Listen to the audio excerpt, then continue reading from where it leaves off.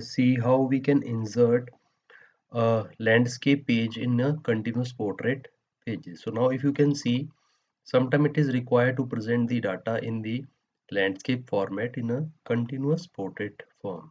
So let us see how we can do this. So let us say we want to insert a landscape page into this portrait. So now you just go to the page where you want to insert a break. Let us say over here.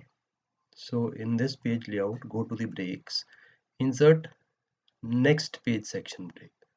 Now if you just see the section break has been inserted, just to verify, just go to home, press this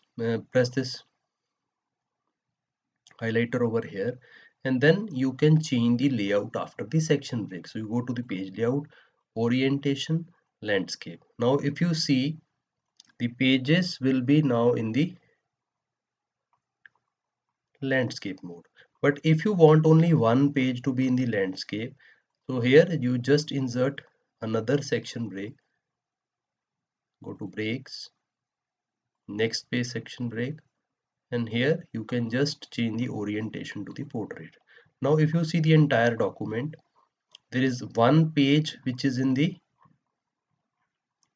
landscape mode and the other pages are in the portrait. So just by inserting the section break, you can convert one page, two page, or depending upon your requirement, the number of pages into your landscape in this continuous format. Thank you.